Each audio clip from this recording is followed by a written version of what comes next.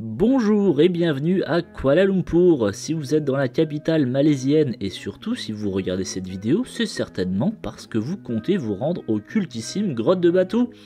C'est en effet une visite incontournable lorsque vous êtes de passage à Kuala Lumpur, et pour que cette expérience soit réussie, voici quelques conseils pratiques. Abonnez-vous à la chaîne pour soutenir notre travail et surtout n'oubliez pas de regarder cette vidéo jusqu'au bout. Vous vous demandez quel est le meilleur transport pour se rendre aux grottes? La réponse est en train, évidemment. C'est pas forcément moins rapide que le taxi, surtout aux heures de pointe, et c'est surtout pas cher. Batu Cave est relié à Kuala Lumpur par la ligne KTM Batu Caves, donc la violette en quelque sorte, depuis KL Central. Il y a un train environ toutes les 30 minutes. Le trajet dure 40 minutes environ et ne vous coûtera même pas 2 € pour un aller-retour. Il y a des trains jusqu'à 10h30 du soir. Mais mon deuxième conseil est de visiter Batu Cave, surtout le matin, et ce le plus tôt possible. Nous sommes arrivés sur le site aux alentours de 9h, ce qui nous a permis d'échapper aux heures chaudes qui commencent déjà bien avant midi. Je ne pense pas que gravir les 272 marches à midi soit la meilleure option. L'avantage d'arriver tôt, de préférence avant 8h, puisque le site principal est déjà ouvert à 6h du matin, c'est que vous allez échapper au bus de touristes. Passé 9h, ça commence déjà à bien se remplir. Nous sommes repartis à peu près vers 13h, et moi j'ai trouvé que pour un site dit très touristique, ça allait quand même. En ce qui concerne la tenue vestimentaire, il faut bien se mettre en tête que les grottes de Batu constituent le plus grand sanctuaire hindou de l'Asie du Sud-Est. Rien que ça, hors Inde évidemment. C'est un lieu de culte, ce qui veut dire qu'une bonne tenue est exigée. Alors c'est vrai qu'il y a beaucoup de touristes qui ne respectent pas la réglementation vestimentaire, c'est-à-dire se recouvrir les épaules et les jambes ou enlever ses chaussures pour entrer dans les temples, mais par respect c'est un peu mieux on va dire.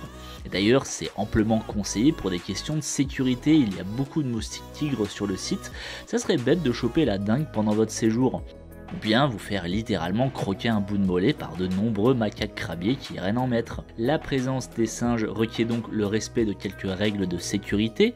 Ne vous approchez pas des petits, évitez de soutenir leur regard, n'emportez ni sac à main ni lunettes de soleil et surtout pas de nourriture si vous ne voulez pas qu'ils vous sautent dessus. Rassurez-vous, les singes de Batu ne sont pas spécialement agressifs, mais ce n'est pas si rare que quelques touristes se fassent voler leurs effets personnels. Nous avons juste eu une petite frayeur durant la montée des marches, mais rien de bien grave. En parlant de gravir les marches, pour accéder à la grotte principale, il faut en monter, je l'ai déjà dit, 272. Ça peut paraître raide, mais ce n'est pas insurmontable si vous n'avez pas de problème cardiaque. Il y a des plateformes qui vous permettent de vous reposer, admirer la vue, faire quelques photos, ça a l'air plus impressionnant vu d'en bas qu'en pratique. Ce qui vous attend en haut vaut vraiment le détour, alors dans cette vidéo, pas de spoil.